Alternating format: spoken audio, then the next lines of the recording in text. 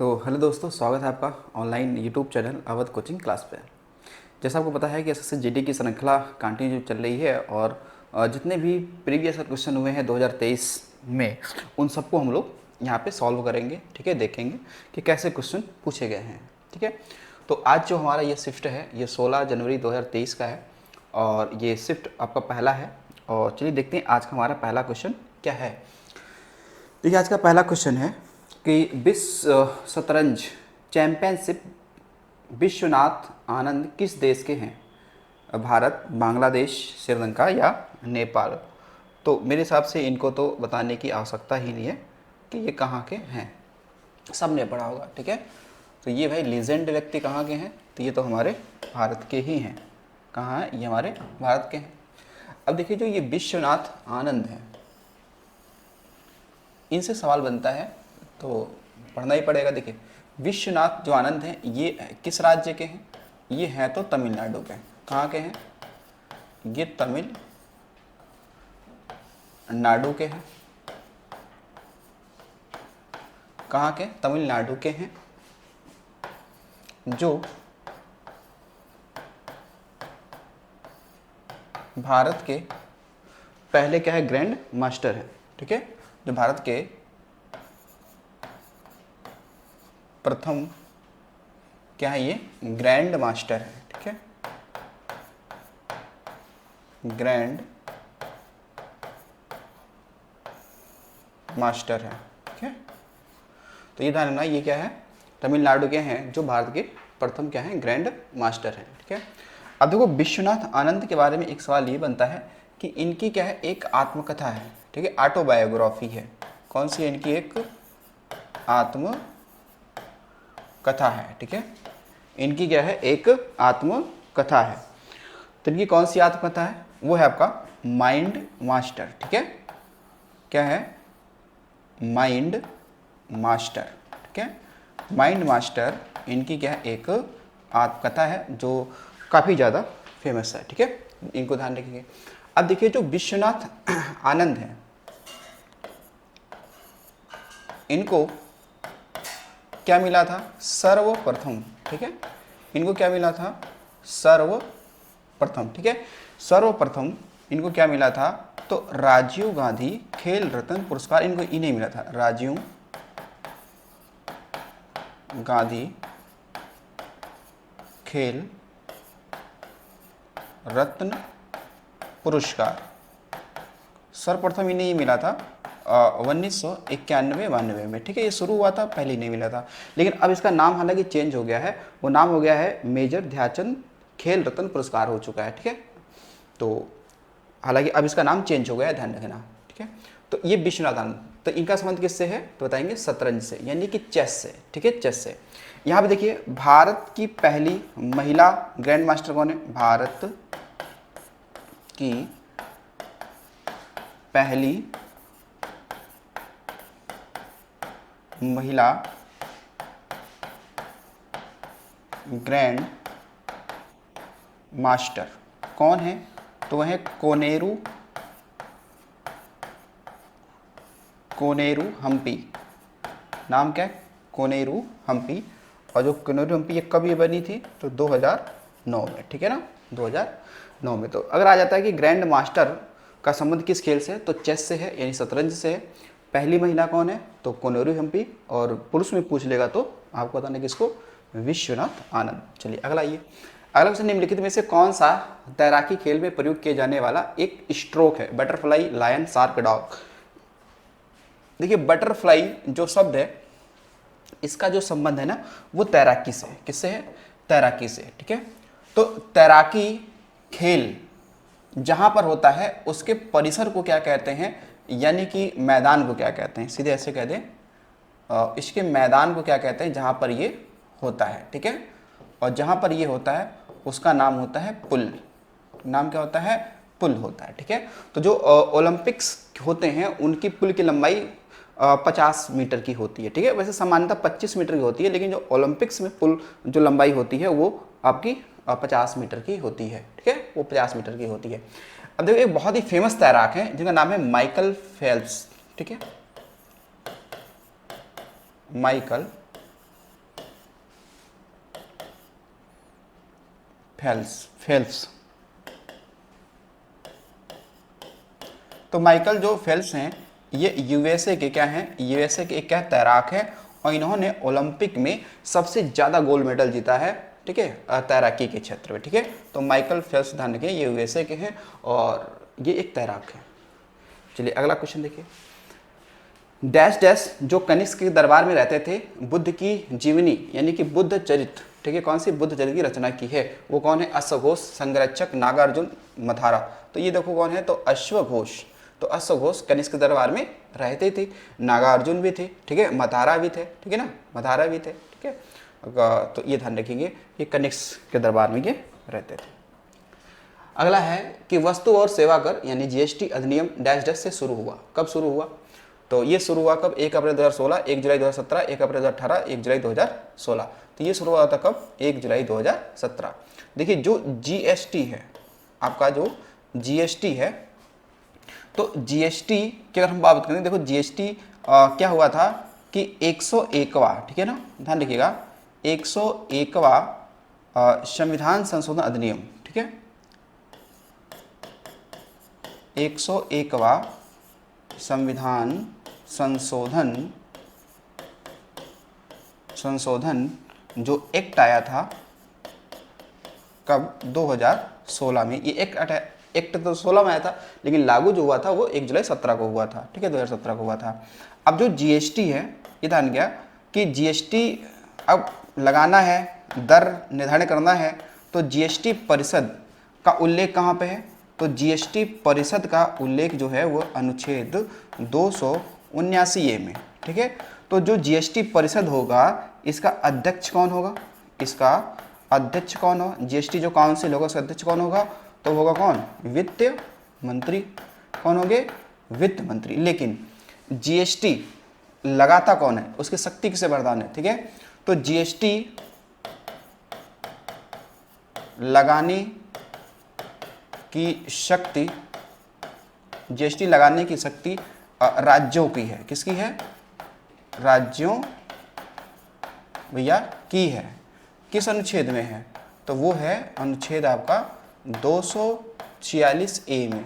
तो 246A में GST लगाने का अधिकार जो है वो राज्यों के पास है, यानी शक्ति उनके पास है, ठीक है। जीएसटी जो होती है आपकी ये तीन प्रकार की होती है। कितने प्रकार की होती है, 3 प्रकार की। एक होती है CGST, ठीक है, एक होती है SGST और एक होती है IGST यानी कि सेंट्रल, स्टेट और इंटीग्रेटेड, ठीक है, ये 3 होती हैं, ठीक है।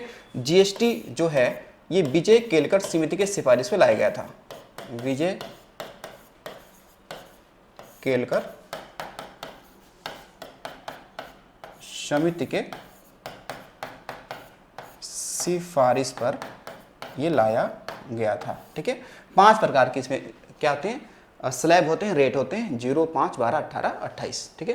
तो ये जीएसटी के बारे में आपको इतनी से ज़्यादा ध्यान रखना है। और जीएसटी एक प्रकार का क्या है, अप्रत्यक्ष कर है, अप्रत्यक्ष कर है, इनडायरेक्ट टैक्स है, ठीक है, ये भी ध्यान रखना।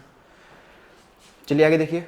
अगला है वह ब्याज दर जिस पर रिजर्व बैंक LAF के तहत पात्र सरकारी प्रतिभूतियों के संपार्श्विक पर बैंकों से चलनिधि को वशोषित करता है, ठीक है, उसे क्या कहा जाता है, ठीक है। तो सांविधिक दर, रेपो दर, किराया दर या रिवर्स रेपो दर।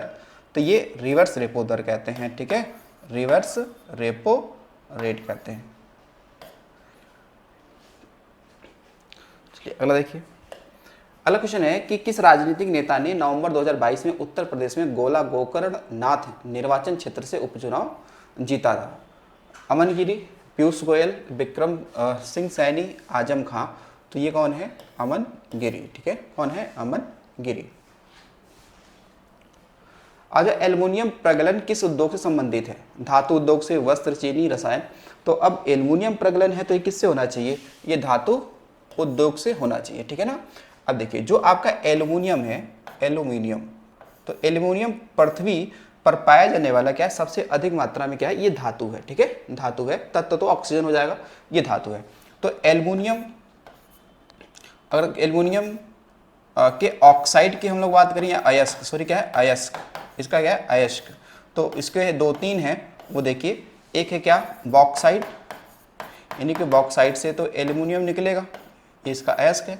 फिर देखिए एक आपका है कोरंडम, कोरंडम, एक है फेल्सफार, फेल्सफार, क्या है, फेल्सफार, ये 3 है, लेकिन सबसे अधिक एल्युमिनियम इसी से निकाला जाता है। अब देखिए कुछ क्या है कंपनियां हैं जो इन अयस्कों से यानी ओर से क्या निकालती हैं, आपका धातु निकालती हैं एल्युमिनियम। जैसे एक देखेंगे, एक कंपनी है कौन सी, बाल्को, ठीक है, बाल्को, बाल्को का फुल फॉर्म होता है भारत एल्युमिनियम कंपनी, ठीक है, भारत एल्युमिनियम कंपनी। और ये कहाँ पे है, ये है कोरबा में, ठीक है, कोरबा। और कोरबा कहाँ पड़ता है, छत्तीसगढ़, कहाँ पड़ता है, छत्तीसगढ़। और 21 देश के सहयोग से लगा था, तो ये लगा था रूस के सहयोग से, ठीक है, रूस के सहयोग से लगा था ये, ठीक है। चलो ये पहला हो गया। दूसरा देखिए, एक दूसरा है कौन सा, नालको, ठीक है, नालको। तो नालको का फुल फॉर्म है नेशनल एल्युमिनियम कंपनी। और ये कहाँ पे है, ये है भुवनेश्वर, कहाँ पे है, भुवनेश्वर, भुवनेश्वर कहाँ, ओडिशा में, कहाँ पे है, ओडिशा में। और ये किसके सहयोग से, तो एक देश है कौन सा, फ्रांस, तो फ्रांस के सहयोग से ये लगा था, ठीक है।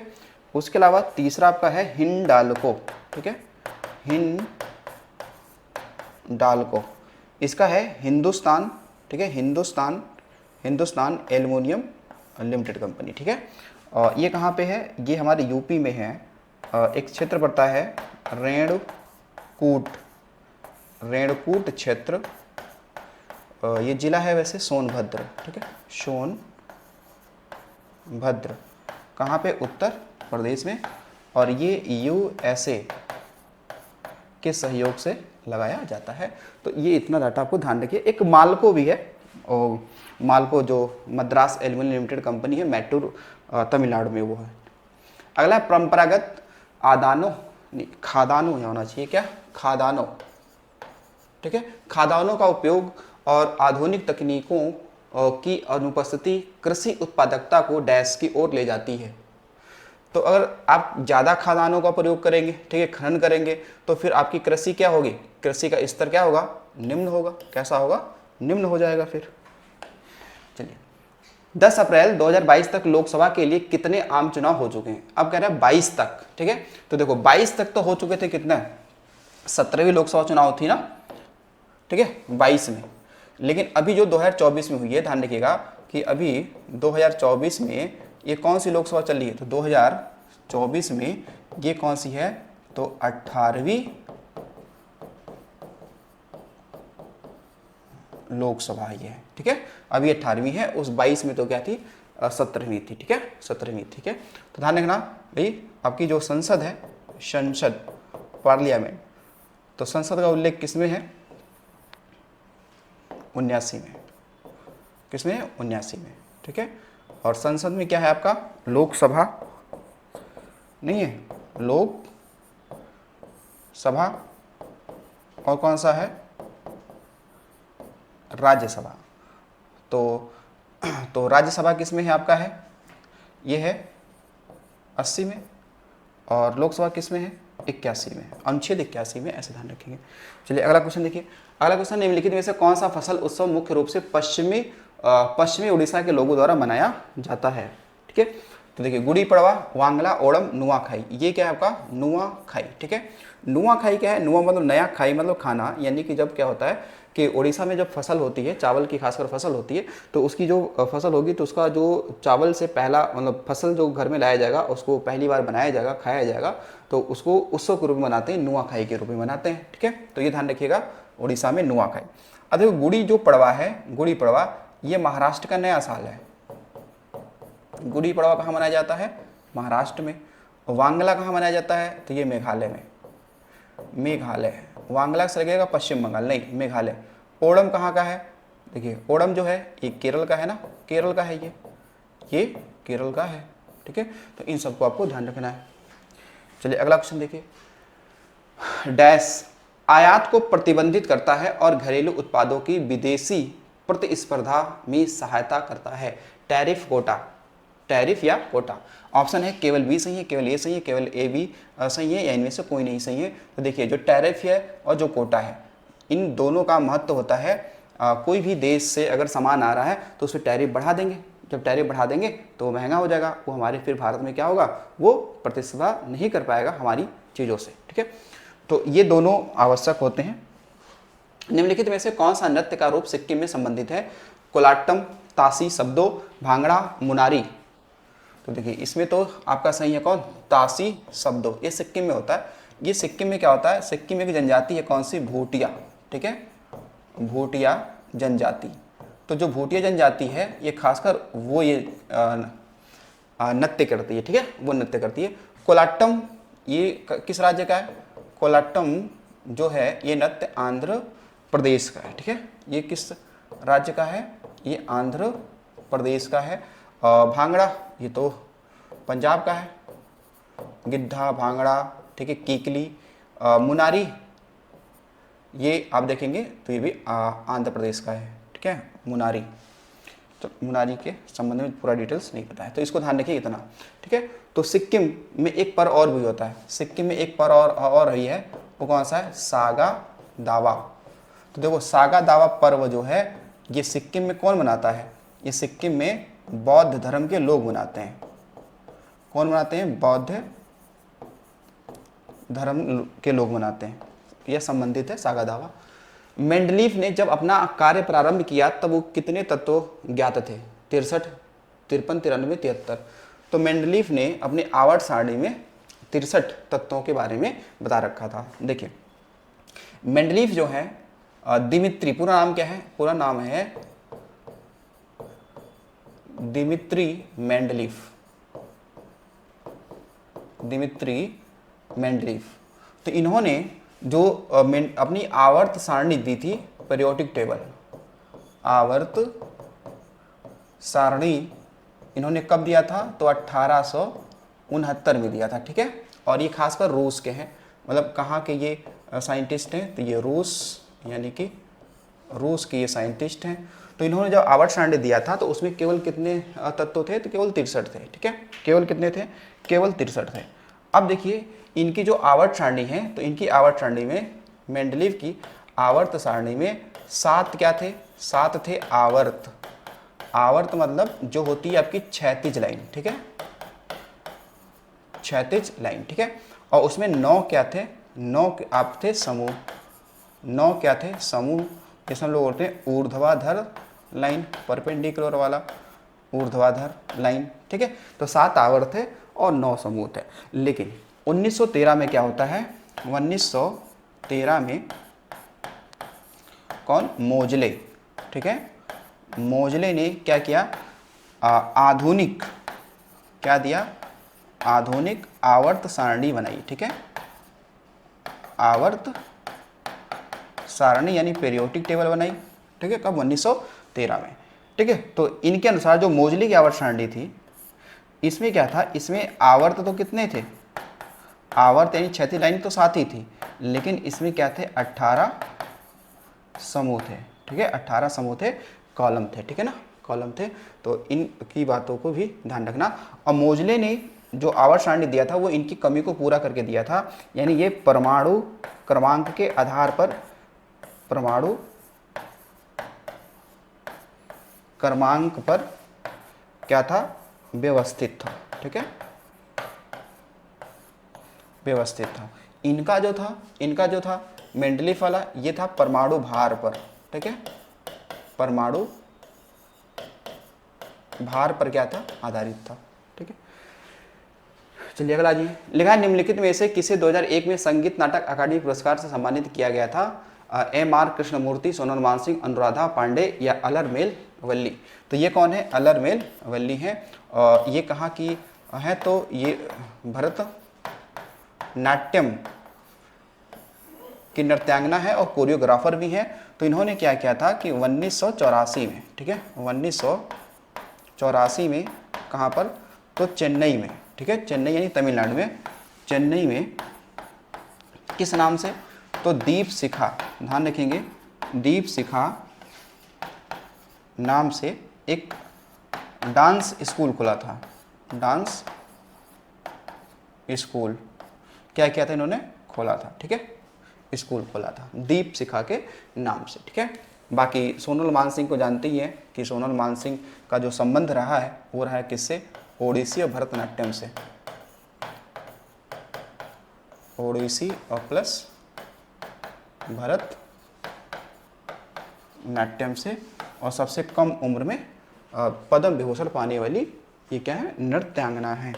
अगला देखिएगा, अगला आपका है, अगला है कि नवंबर 2022 में पश्चिम बंगाल के राज्यपाल के रूप में किसे नियुक्त किया गया है, जगदीप धनखड़, ला गणेशन, सीवी आनंद बोस, डीवाई पाटिल। तो कौन है, तो ये है आपके कौन, सीवी आनंद बोस, ठीक है, सीवी आनंद बोस। बाकी है, अब राज्यपाल की बात आई तो देखिएगा, राज्यपाल की बात करते हैं तो राज्यपाल जो है ये इसका उल्लेख किस भाग में है, राज्यपाल का उल्लेख जब भाग की बात करेंगे तो भाग हो जाएगा 6, ठीक है, भाग क्या हो जाएगा 6। और अनुच्छेद की बात करेंगे तो अनुच्छेद आप देखेंगे तो 153 में लिखा हुआ है कि भारत में जो राज्य होगा उसका एक क्या होगा, राज्यपाल होगा, या संघ जो राज्य की कार्यपालिका शक्ति का जो प्रमुख व्यक्ति होगा कौन सा होगा, राज्यपाल होगा, ठीक है। इसके अलावा राज्यपाल देखो एक अनुच्छेद क्या है 160, इसमें क्या करता है, राज्यपाल का क्या है, शपथ है, ठीक है, ओथ, शपथ ये लेता है, ठीक है, शपथ इसमें लेगा। राज्यपाल क्या है 213 में, आर्टिकल 213 के तहत क्या करता है, अध्यादेश जारी करता है, ऑर्डिनेंस, अध्यादेश क्या करेगा, जारी करेगा, ठीक है, इसके तहत जारी करता है।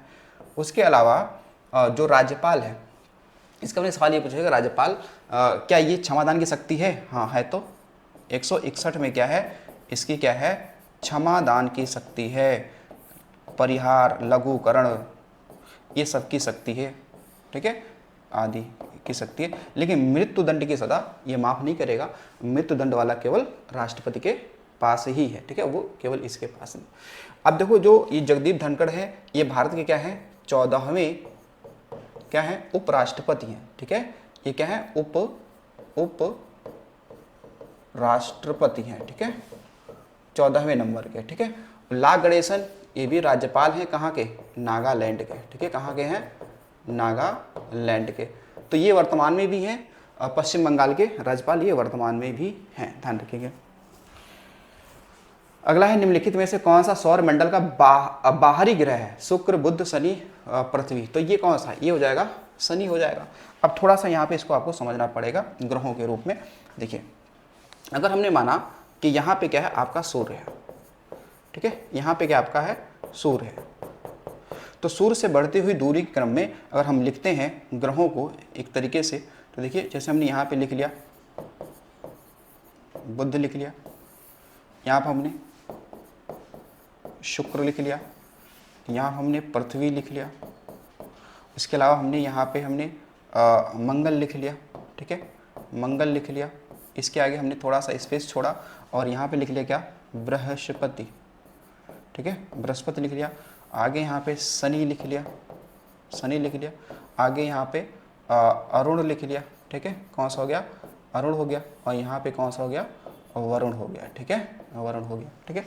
अब देखिएगा यहाँ पे एक चीज़ आपको समझना पड़ेगा कि मंगल से लेकर बुध तक ये जो 4 ग्रह हैं यहाँ से यहाँ तक के, इनको तो कहते हैं आंतरिक ग्रह, क्या बोलेंगे, आंतरिक या फिर पार्थिव ग्रह कहेंगे, क्या कहेंगे, पार्थिव, या चट्टानी या स्थलीय ग्रह कहेंगे, क्या बोलेंगे, स्थलीय ग्रह कहेंगे, या टेरेस्ट्रियल यानी चट्टानी बोलेंगे, ठीक है। जो ये 4 इधर के ग्रह हैं, इधर के, इनको कहते हैं बाहरी या फिर जोवियन, जोवियन या फिर कहेंगे ग्रेट प्लैनेट, ग्रेट प्लैनेट, इन्हें क्या बोलेंगे, ग्रेट प्लैनेट बोलते हैं, ठीक है। इनको आंतरिक इसलिए कहते हैं कि ये सूर्य के क्या है, नज़दीक है। पार्थिव इसलिए कहते हैं क्योंकि पृथ्वी की लगभग क्या है, समान 4 ही हो जाएंगे। स्थलीय क्यों कहते हैं, क्योंकि इस पे क्या है, इनका एक क्या है, आधार है, तल है, यानी स्थल ये पाए जाएंगे, ठीक है। बाकी जो 4 हैं इस पे स्थल नहीं है, ये गैस के गोले हैं, ठीक है, ये आकार में बड़े होते हैं क्योंकि इनकी द्रव्यमान ज़्यादा होगा, ठीक है, ये ठोस हैं, ठीक है, तो ये इनका घनत्व भी ज़्यादा होगा। तो ये आप देखेंगे यहाँ पर मंगल और बृहस्पति के बीच में यहाँ पर आपके क्षुद्र ग्रह की पट्टी पाई जाती है। यहाँ पे क्या मिलेगा आपको, क्षुद्र ग्रह पाए जाते हैं। किसके बीच में, तो मंगल और बृहस्पति के बीच में पाए जाते हैं। ठीक है, तो ये इतना ध्यान रखना, बाकी बताने के लिए इसमें बहुत है कि सबसे बड़ा ग्रह कौन सा है, ये है। सबसे छोटा कौन सा है, बुध है। सबसे कम घनत्व तो किसका है, शनि का है। और शनि पे आप देखेंगे इस पे क्या है, आपके रिंग्स पाए जाते हैं। ठीक है, वलय। ठीक है, तो यहाँ पर कितने, 7 वलय पाए जाते हैं। वलय यानी कि रिंग्स। ठीक है, ये रिंग्स पाए जाते हैं कहाँ पे, शनि पे। और शनि पर आप देखेंगे तो टाइटन, टाइटन क्या है, इसका उपग्रह है। तो टाइटन जो घड़ी आती है वो इसी के नाम पे है। ठीक है, तो टाइटन उपग्रह और शनि का क्या है, उपग्रह है। इसको आपको ध्यान रखना है। तो चलिए आगे देखते हैं। अगला है, भारत का कौन सा पड़ोसी देश राष्ट्रमंडल खेलों का हिस्सा नहीं है। राष्ट्रमंडल यानी कॉमनवेल्थ गेम्स। देखो, राष्ट्रमंडल खेलों की बात करते हैं तो इसको हम लोग अंग्रेजी में क्या कहते हैं, Commonwealth, Commonwealth games, Commonwealth games. ठीक है, तो इसको जरा देखते हैं। आपको ध्यान रखना है कि कॉमनवेल्थ गेम में वो देश भाग लेते हैं जो कभी ना कभी ब्रिटेन के उपनिवेश रह चुके हैं। ठीक है, यानी कि पहले एक क्या थी, ये पहले एक नियम था कि राष्ट्रमंडल खेलों में वही देश शामिल होंगे जो कभी ना कभी ब्रिटेन के उपनिवेश रह चुके हैं या उनके गुलाम रह चुके हैं, ऐसा था। लेकिन बाद में ये चीज़ें ऐसी अब नहीं हैं। ठीक है, तो अगर देखा जाए उससे कह रहा है कि शामिल नहीं है, तो चीन जो है ये ब्रिटेन के कभी गुलाम नहीं रहा है नहीं, उसके अधीन नहीं रहा है, इसलिए ये राष्ट्रमंडल खेलों में शामिल नहीं होगा। ठीक है, बाकी ये तो 3 रहे तो ये तो होंगे ही होंगे। ठीक है, अब देखेंगे कि जो राष्ट्रमंडल खेल हैं ये फर्स्ट टाइम कब हुआ था। तो ये फर्स्ट टाइम जो हुआ था ये हुआ था 1930 में। कहाँ हुआ था, तो हैमिल्टन, हैमिल्टन एक क्या है, शहर है। हैमिल्टन एक शहर है, कहाँ पे, कनाडा में। तो यहाँ पे सबसे पहली बार हुआ था। ठीक है, सबसे पहली बार हुआ था। लेकिन भारत ने कब इसमें भाग लिया, भारत ने इसमें भाग लिया कब लिया, तो ये भाग लेगा कब, 1934 वाले कॉमनवेल्थ गेम में, जो कहाँ पे हुआ था, जो हुआ था लंदन में। कहाँ हुआ था, जो हुआ था लंदन में। ठीक है, तो राष्ट्रमंडल खेलों में स्वर्ण पदक जीतने वाले पहले व्यक्ति कौन है, स्वर्ण पदक फर्स्ट विजेता कौन है, जो पहली बार जीता था, तो वो है कौन, मिल्खा सिंह। ठीक है, कौन है, मिल्खा सिंह। तो मिल्खा सिंह क्या है, एक धावक है ना, ये क्या है, एक धावक है। क्या है, धावक हैं, एथलेटिक्स हैं। ठीक है, इनकी एक आत्मकथा है, the race of my life. इनकी क्या है, एक आत्मकथा है, आत्मकथा। ये इनको ध्यान रखना है, इनकी आत्मकथा का नाम क्या है, the race of my life. इनकी क्या आत्मकथा है। ठीक है, ये क्या इनकी आत्मकथा है। तो अगर बात किया जाए कि भाई आगे वाला, 2022 में तो कहाँ हुआ था, ये बर्मिंघम में हुआ था 2022 में। लेकिन अब ये 2004 साल बाद होता है, तो 2026 में ये कहाँ होगा, तो ये होगा ऑस्ट्रेलिया में होगा। ठीक है, कहाँ होगा, ऑस्ट्रेलिया में होगा। ऑस्ट्रेलिया के खासकर मेलबर्न शहर में होगा ये। ठीक है, जबकि 2022 में कहाँ हुआ था, जबकि 2022 में हुआ था बर्मिंघम पैलेस या शहर, बर्मिंघम ये शहर है कहाँ पे, तो ब्रिटेन में है, वहाँ पे हुआ था। ठीक है, 2022 में। तो 26 में ऑस्ट्रेलिया में होगा, 26 में कहाँ होगा, ऑस्ट्रेलिया में होगा। तो भारत है इसका, है कि नहीं, भारत तो है, होगा। तो जलियांवाला हत्याकांड 1919 में हुआ था। जलियांवाला बाग कहाँ स्थित है, उत्तर प्रदेश, पंजाब, हरियाणा, मध्य प्रदेश। तो ये कहाँ पे है, आपका पंजाब में है। तो ये जो जलियांवाला बाग हत्याकांड हुआ था ये कब हुआ था, ये हुआ था 13 अप्रैल 1919 को हुआ था। ठीक है, उस दिन क्या था, आपका बैसाखी का दिन था, बैसाखी का दिन था 13 अप्रैल 1919 को। ठीक है, पंजाब में। तो खासकर पंजाब में देखा जाए तो पंजाब में जो एक शहर पड़ता है कौन सा, Amritsar, Amritsar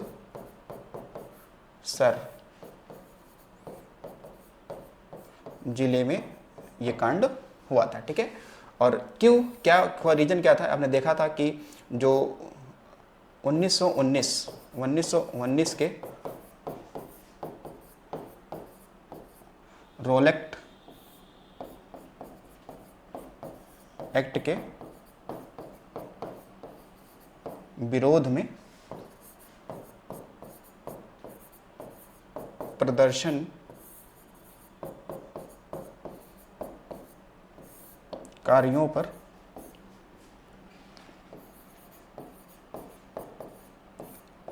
general O Dyer की अनुमति पर क्या गोली चलाई गई, गोली चलाई गई। ठीक है, तो फिर इसी के आप देखें कि इसी के विरोध में क्या होगा कि जो रविंद्रनाथ टैगोर होंगे वो अपनी नाइटहुड की उपाधि क्या कर देंगे, वो वापस कर देंगे, जो 1915 में मिला था इनको। 1976 में 42वें संविधान संशोधन अधिनियम द्वारा भारतीय संविधान में कौन सा नया भाग जोड़ा गया था, भाग 3 का, भाग 2 का, 4 का या फर्स्ट का, तो ये जोड़ा गया था 4 का। ठीक है ना, इस 4 का में क्या है, इस 4 का में ही तो है आपका क्या, मौलिक कर्तव्य, फंडामेंटल ड्यूटीज।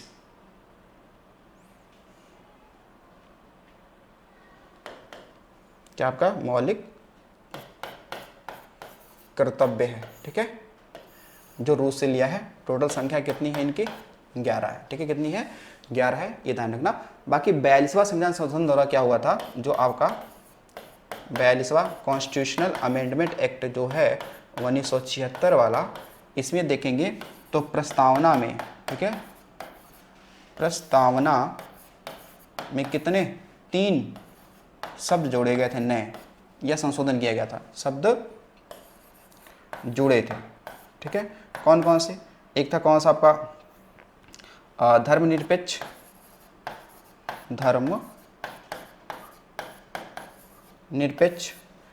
और समाजवादी, और एक था और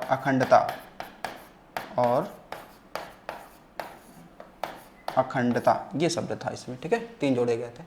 चलिए आज का देखिए अंतिम सवाल, प्लास्टिड में डैश डैश वर्णक क्लोरोफिल होता है जिसे क्लोरोप्लास्ट कहा जाता है। तो प्लास्टिक में वर्णक यानी पिगमेंट कैसा होता है, पीला, भूरा, हरा या रंगहीन, तो ये होगा हरा होगा। ठीक है, वर्णक मतलब पिगमेंट जो किसी न किसी रंग को प्रदान करने का जिम्मेदार होता है। ठीक है, इसके लिए। ठीक है, अब देखिए यहाँ पे कह रहा है क्लोरोफिल, तो था क्लोरोफिल में कौन सा तत्व होता है, ये सबने पढ़ा है। तो क्लोरोफिल में तत्व जो होता है, जो आपका धातु होती है वो कौन सी होती है, तो होती है मैग्नीशियम, मैग्नीज नहीं, क्या होती है, मैग्नीशियम, ये तत्व होता है इसमें, ये धातु होती है मैग्नीशियम, इसमें होती है, क्लोरोफिल में होती है। ठीक है, तो इसमें हरा रंग प्रदान करता है आपको। ठीक है, तो ये हमारे आज के कितने क्वेश्चन थे, ये है आपके 20 क्वेश्चन। आई होप आपको चीज़ें को समझ में आया होगा। ठीक है, इनको एक्सप्लेनेशन जो हमने किया है उसको भी आपने समझा होगा अच्छे से। तो चलिए मिलते हैं अगली वीडियो में, आज के लिए इतना ही। Thanks for watching.